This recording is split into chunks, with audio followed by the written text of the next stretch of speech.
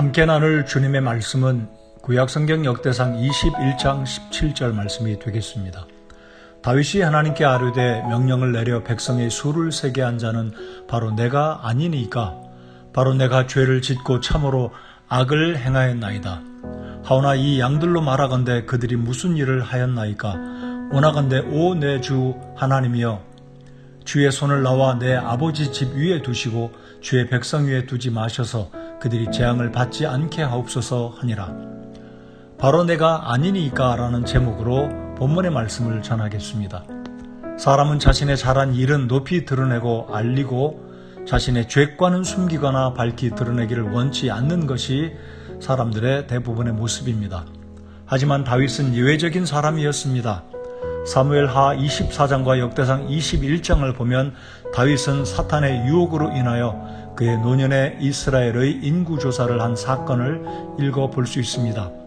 다윗은 자신 수하의 군대 숫자를 조사하였는데 이는 자신의 수하의 군대 힘을 과시하려는 교만한 행동이었으며 나아가 이것은 하나님을 의지하지 않았던 주를 불신한 행위였던 것입니다. 다윗은 군대의 숫자를 파악하도록 수하의 장군 요압에게 명령을 내립니다. 이에 요압은 인구조사를 하는 행위가 하나님 앞에서 범법의 원인이 된다고 충언을 제안하였습니다. 하지만 다윗은 그의 제안을 거절하고 인구조사를 강행합니다.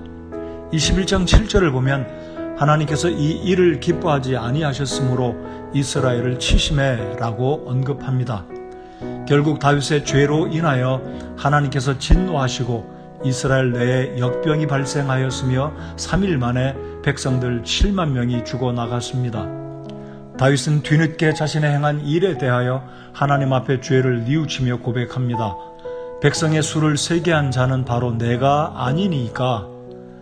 다윗은 자신의 죄를 인정하고 하나님께 간구하여 백성들 위에 내리는 재앙이 멈추기를 원했습니다. 나아가 자신의 조상의 집에 하나님의 그 죄가 임하기를 진실되게 고백합니다. 다윗은 자신의 죄를 스스로 인정했을 뿐만 아니라 자신의 백성들의 생명과 재산을 아끼는 너그러운 군주의 마음을 지닌 왕이었음을 볼 수 있습니다. 또한 17절을 보면 이 양들로 말하건대 그들이 무슨 일을 하였나이까.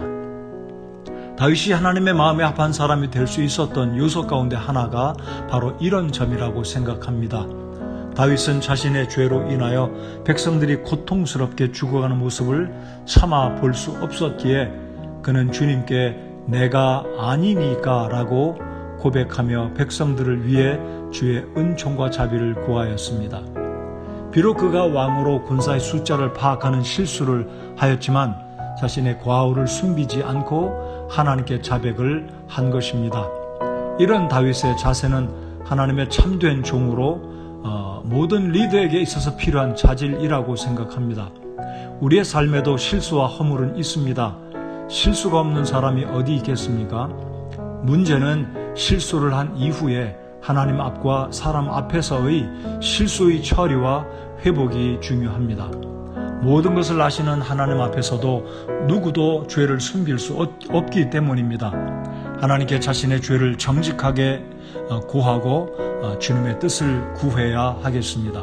잠언 28장 13절을 보면 자기 죄들을 숨기는 자는 형통하지 못하려니와 누구든지 그것들을 자백하고 버리는 자는 긍휼을 얻으리라는 말씀이 있습니다.